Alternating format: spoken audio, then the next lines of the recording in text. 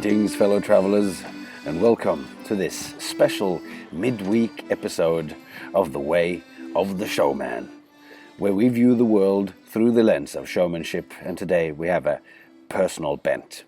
As it happens, the 12th of March, the birthday of the pandemic and the birthday of yours truly, happened to be on the Tuesday. So I am decided to release one extra episode this month for your listening pleasure.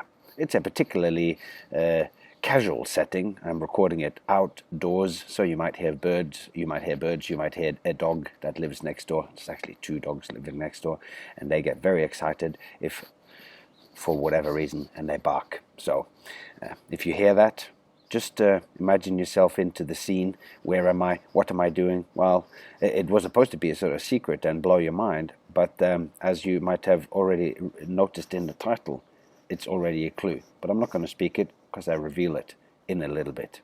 So without further ado, let's jump into this midweek's world of ideas. It has become a little bit of a tradition here along the way of the showman for me to talk to you on the 12th of March. The 12th of March is which is sort of the day that I at least class in my first episode here, now almost 100 episodes ago. Can you believe that? That was when the day showbiz died. That was the pandemic. It started for real, at least in America, where I was at the time, in Las Vegas. And that day was also my birthday. It was, and this year it still is. Maybe it's because it's a leap year. That's maybe why I have ended up having the birthday on the same date this year. And a couple of conversations. I was having a chat with the publisher at one point, and then later on with a guy that was going to help me produce some stuff, maybe for actually putting some shows in theaters of my own more long-form work. And I mentioned that I have these three kind of shows or whatever, and one of the shows I talked a bit about those things that I talk about in the first episode of the day showbiz died and the pandemic and how that changed me as an artist and as a human being and whatever. And both of those people that I spoke to, a publisher and a producer, both expressed concerns or so about the interest people have in the pandemic. Is this something that people want to think about, or is it something that's important? Is it just an annoying thing and it's not? But for me, it is really important. But that was enough. That to having thought those things, it was enough for me to think, okay, well, maybe I should just forget about it and not do this birthday pandemic kind of thing. And I was all sort of set to do that, but then a couple of things happened that allowed me to think it was worthwhile doing it again. So maybe this is the last one, because it's kind of come full circle now. And the second thing is, one of the things, so like the second thing, which I will say first, which makes it the first, but it is actually the second, is that we are doing this long form project now, where I have written out basically lectures or so, like trying to get my head around the relationship between showmanship and play. And I really hope that you're enjoying that and doing a really deep dive, because when we do these deep dives, it can actually change us a little bit. And I know I've had that in my mind when I listened to John Vervaeke's Awakening from the Meaning Crisis, that I have this, which you can find online, that I have this feeling like, okay, or a book that I read. It's like I read a book and then I go, this has actually expanded who I was as a person. The Lost Knowledge of the Imagination by Gary Lachman was another thing that came at important point just also during the pandemic. And those of you who are long-time listeners might remember me talk about some of these things before. But Anyway, I hope that the showmanship and that and showmanship and play can do that for you.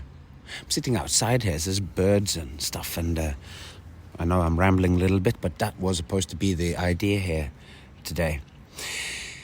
So that's one aspect of it, that I'm doing this one season, and as I have done that, I have decided to not talk very much about personal things. So I normally do these podcasts, as the long-term listener will know, such as yourself maybe, that I normally talk a little bit sort of colloquially and just about what's happening in the beginning of the episode before I get into whatever the topic is of that episode. But this time we aren't doing that, so this is also a little catch-up with that. And just going back again, pandemic, why is that important to me? Well, one of the main things that is important for me and for you is that is the time when showbiz died, when I stopped doing shows. I went from doing 10 shows a week in Opium at Spiegelworld's production at the Cosmopolitan, which at New Year's, just one past, New Year's Eve 23, 24, that did their last show. So that's the end of that era of 6 years or something of that show happening, of that where I was part of it for 2 years or so. And that's come to an end, and that wasn't sort of fully related to the pandemic, but the pandemic came in the midst of that, and I had to decide what to do with my time, because time was given to me by the pandemic. I had to be with my family, and we had to wash our vegetables with soap and all that, so there was a little bit of extra work. But the thing that I did was to finally get my shit together to make this podcast. So I don't know if it would have happened without it. It would just been one of those things that could happen, but that hadn't happened. So this is the pandemic is the reason why I'm talking to you. And because I'm talking to you now, I need, like the manifesto says, a showman needs to have something to show. We need to have something to show when we get the attention, and now that I have your attention, I need to have something to say, which is also why I find these rambling things, sometimes I don't want to do it, because I feel like I need to give you something that I've worked through. Maybe that's the ethos of a showman who cares about their craft, is that I don't want to just take your time. I want to have something specific to tell you. So that's why I'm doing this now. So I feel uncomfortable sometimes when I'm just going to talk about myself. But it has been pointed out by one of my listeners, and that I had the pleasure of talking to, Lucian. He pointed out really excellently that in a lot of the stuff that I do, I draw on the ideas of others and not so much on my own ideas, and just asking that question, why is that? Anyway, it's put a little fire in me and made me reevaluate how I express some ideas, because I am currently working on some writing. Because what was the other thing that happened during the pandemic for me?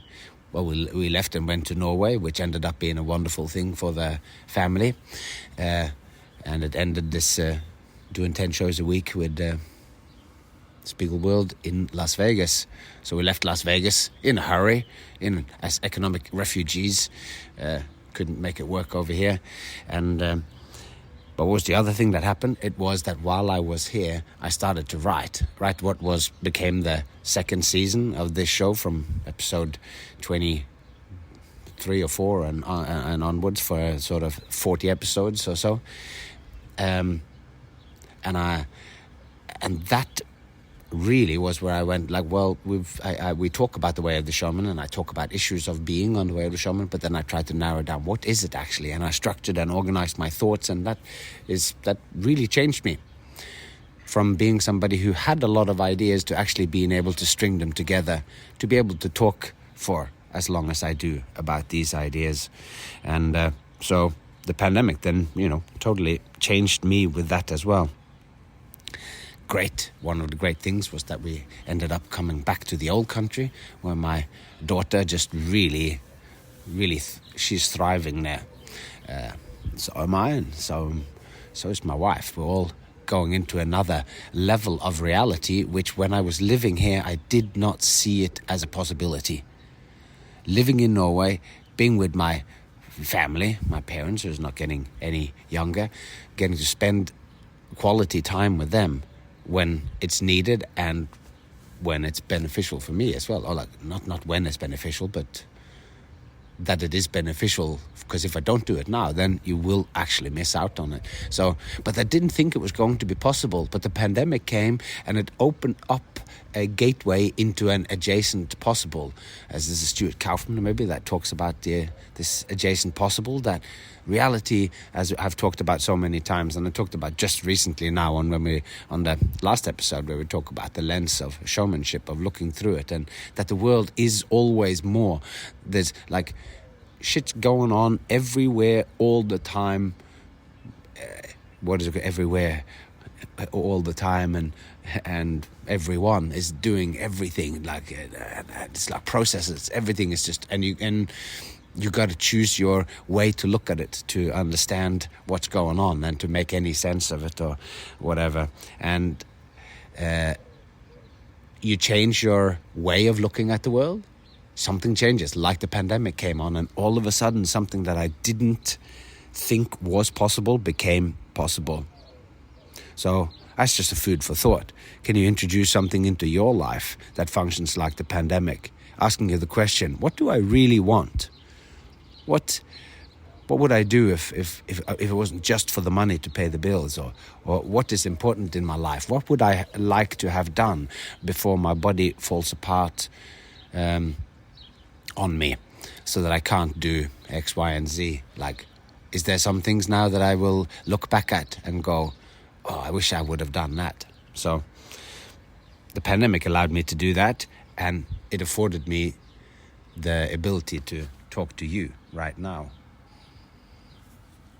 So that's kind of an exciting thought to go. It's affording me something big, even though it was, and something positive for my life. So I went to Norway and thought that was the new thing now. But then why is the pandemic important? But it's also like the third thing of why would I actually want to tell you about this, to ramble on my birthday about the year and life and the pandemic, because it just so happens that my birthday and the pandemic's birthday, if you can call it that, happens on the same day. And part of that reason, and why I said it's gone full circle, is that I am currently sitting back in Sin City, Las Vegas, Nevada. I'm here doing another contract, but as I mentioned, the show that I was with and the company that I have been, the only company that has, it's like, I don't know how many times since the first time in New York when we did the first absinthe season at Fulton Fish Markets in New York City in 2006. It's been with Spiegelworld that I have come to America. This time I'm here with Cirque du Soleil. I'm performing in Cirque du Soleil's show Mad Apple at the New York casino. And that is, for one, it's totally awesome. It's really great to be back, seeing friends and everything. But also to be in Cirque.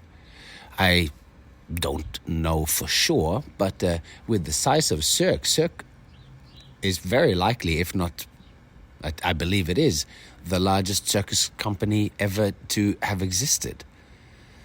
Greatest show on earth was a big thing, but it didn't have shows all over the world like Cirque does. So, and in my mind, when I first saw Cirque du Soleil, and me and Mats Buer, my partner that I was hanging out with back in 1996 or something,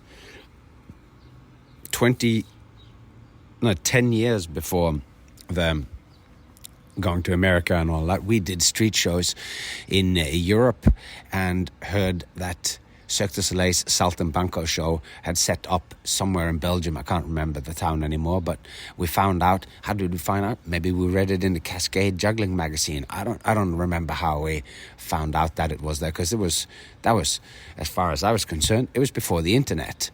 Like, the internet did exist, and I guess I had been on there looking up some history of juggling stuff, but I didn't have an email until 1999, so it was years before I actually had an email.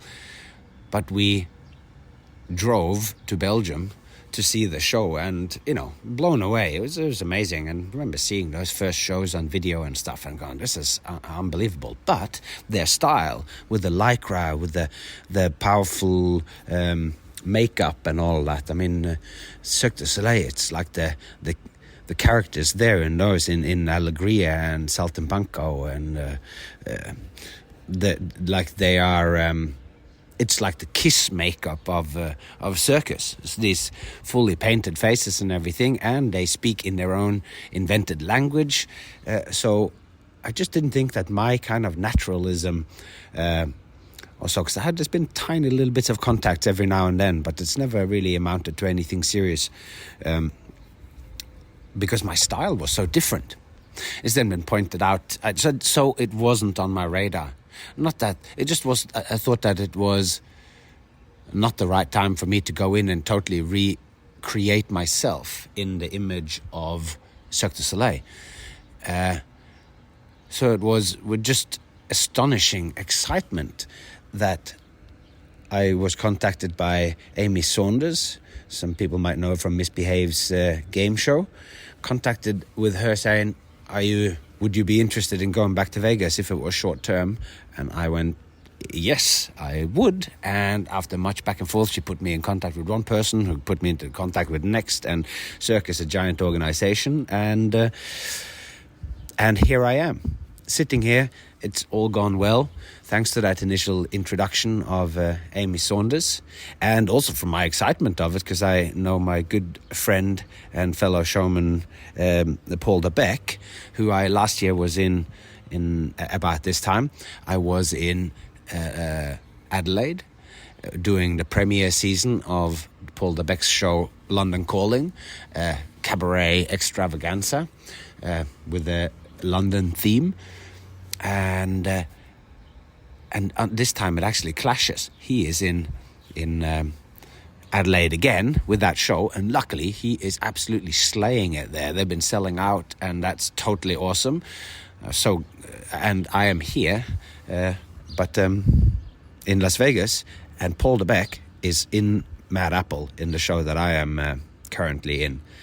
And as it turns out, we're going to have some overlaps. We're going to be in the show at the same time, which is just absolutely astounding. Paul was one of those artists that I flew over. Actually, I didn't think there's a long story there. But anyway, he came and was part of the fundraiser that we did. Miranda, my wife, she and the love of my life, she organized so much of that thing, and Jody, and it was such a success. Just a few weeks before the pandemic, we raised an insane amount of money with the help of Voki and with the original Gazillionaire and Absinthe, and we made a lot of money for a tiny little Steiner school, a little Waldorf school here, and one of the acts that was in that show was Paul de Beck doing his shadow puppets, which now is happening nightly at Las Vegas, at Mad Apple in Las Vegas. So it's just this wonderful full circle. Those was the last things that happened before the pandemic came, and we all and Paul had moved here in part because I was here. We were having a great time, and then the pandemic came, and we all lost our way a little bit.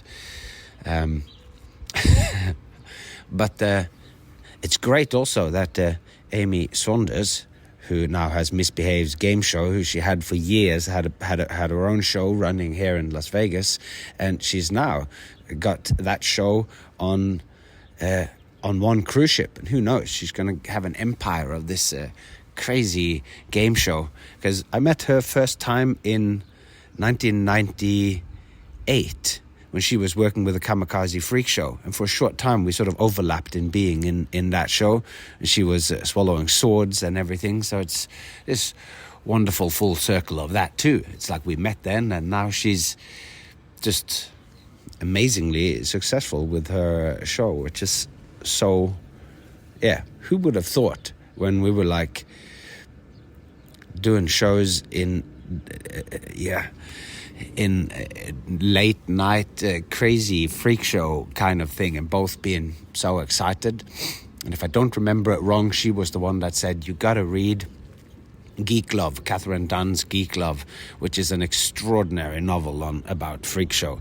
For those who haven't read it, I'm just listening to it again now, actually. I'm making this connection right as I'm doing that. I'm listening to that during the day here as an audio book. So anyway, here I am back. So all of those thoughts and all of that sort of wrapped together, and it come in full circle. It's like the day showbiz died.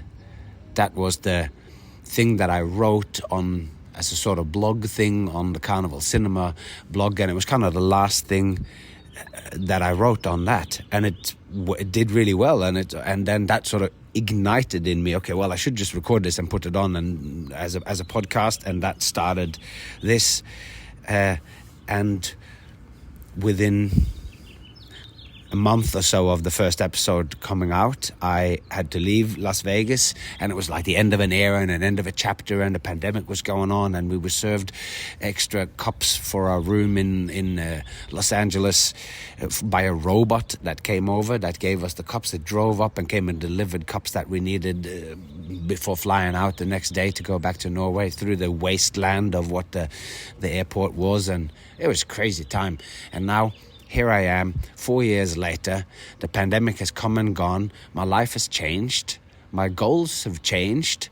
That my conversation with the world, my conversation with myself, my conversation with you has deepened to a point that I could not quite have imagined. I released the first season here with my essays that I'd written for the blog and for the Carnival Cinema blog, and then the second season that came out, where I decided to say no, even though I'd got a little bit of work as a teacher at the Steiner School, as a teacher's assistant at a Steiner School in Norway, and I decided to only work 3 days a week. Even there, I couldn't make enough money doing that to support the family anyway. But I still decided to only work on Tuesday, Wednesday, Thursday, so that and those other days, then I'd set those off, so then I had to write. And that became what made up the second season, which was my biggest deepening of my understanding of myself as a human being. And that, of course, is intricately woven with being a showman, being a performer. What does it mean? What does it mean in the grander cosmic existential thing to be a showman? And that's on my mind again now, because now I'm rewriting that book so that it'll make more sense, because the last time and that season comes out as I am having the ideas, and as I'm structuring it as I go and whatever, and by the end it was, it ended up being whatever it is, 35 episodes or something in that 40 episode season. So it's such a big document that I realized that after having written it and then rewritten it, and it took so long each time and so much time that maybe it wouldn't have been able to happen if it wasn't for the pandemic, and that I did have time, and that I decided to work less, and I put that, and now I'm rewriting that here now, sitting back in Las Vegas, and I'm working with an extraordinary company, and that's been amazing. Arriving here at Mad Apple and seeing this giant, being part of this giant organization, and got to meet Mark Porsey, which is the stage manager of the show. But oh my God, it's like he's the heart of this thing. I'd love to talk to him for this, and getting to experience him having a tapis rouge. Is that what it's called? Tapir rouge, which is like a meeting that we do once a week here, where in the way that he presents it, it is an emotional thing where people are talking about real stuff, sitting in the green room, and him leading it and talking about change in that first time it happened, which was it on the first day actually? No, it wasn't. It was a couple of days after. But just I was blown away. Like he was talking about change and how things are going to change and how we need to really appreciate what it is that we have, because in the moment, because things are in constant flux. And he's talking about how Mad Apple is, changing all the time. New people are coming in and the structure is changing and blah blah blah, and the show is doing great, but there's always change, and we always have that. It's like you want to hold on to one thing and you think you have the measure of something, but actually it is a whole lot more. And just being in there and him pointing those things out in an actual scheduled planned thing, because of course that's how it is in a huge company. They got all these things going on and and it's a huge corporation, of course, but to see the amount of heart and the amount of love and the amount of care that people have for each other in here, and just to be there with having a costume department with these incredible people who, when I pull my suit out of my suitcase, and it's been a bit crumpled, and I go, should we steam it? And I go, oh, actually it's got this little hole that's coming apart in the seams there on both sides of the hips there, because it's a suit that is not made to put your legs behind your head and balance on top of a tower of cans. So when I get sweaty and I put my legs behind, I extend the suit to the max. Maybe I've been letting myself go after all. I am turning 48 years old. Anyway, what was the funny thing? I arrived and then I had to do this because I'm now formally an employee of Cirque du Soleil, and then you have to do this exercise fitness test to see how fit are you. And it was like doing the most full-on leg day at the gym. My legs were jelly. Like it started out with on this box. How tall could it be? Like 50 centimeters or something like that, half a meter thing. And just going, okay, and on the 90 beats per minute, just step on, bob onto the box here, up and down, and do that for 5 minutes. Luckily, I've been doing so much running and everything that it wasn't a problem. Like my heart rate didn't go above 116 when I was doing it, and I was fit, but man, my legs, they were so sore. And then I had to go on stage and do see if I can make my act work, because they'd been closed for 10 days. They'd been dark, doing all sorts. I don't know what they've been doing, but so I had half an hour of stage time, and we had to validate, which is what we call it, to validate my confetti throw, that it's not going to impact negatively in a health and safety way or whatever on the performers that come immediately after me, and me falling off the stage, because the stage here is 46 inches something, which is like 1 meter and 11 centimeters. It's quite high for me to fall off, so they were worried about that, and then we had to validate that, and we went in, and what was this? I'm so sorry, I can't remember. Didier, the head coach over at I think he was also the coach over there, but he had seen me before, so he already trusted me, and I fell off the stage.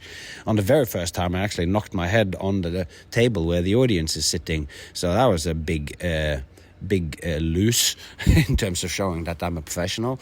But of course, I just had miscalculated, and it was the very first time I tried it, and then I did it again, nailed it, and then everyone was happy, and I did my full run through, and everything was validated. I am now currently in Cirque du Soleil in Mad Apple, performing 5 nights a week, 10 shows a week with an extraordinary company, and I am doing my own thing. I'm speaking English, telling my jokes, and I am in my costume that had its own peculiar way of emerging into what it is now, and the only real big difference from how you saw me in Spiegelworld's show or whatever is that now I wear a t-shirt.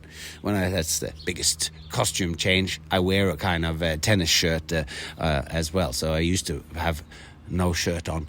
So now I'm, and I have been doing that for the last 4 years. It's another thing that doing corporate events and stuff that has just afforded me, and I like the look even more. And here I am. So I thought that, and I don't have like a full face of makeup, and I don't wear a lycra suit and all of that, and I really feel like I have found a new home away from home. Like it fits in so well the way where I'm placed in the show, I go out and do the most crazy thing, and then this incredible hand balancer does a hand balancing act on top of the Empire State Building, basically after me, and so it's me, chaotic, crazy, having no chance of even standing up on one leg, chaos, and then beauty and grace, and standing on one hand on top of a stick on top of the Empire State Building on the center stage. So this has been my dispatches from the carnival's edge. I'm back in Las Vegas. Who would have thought? So will there be another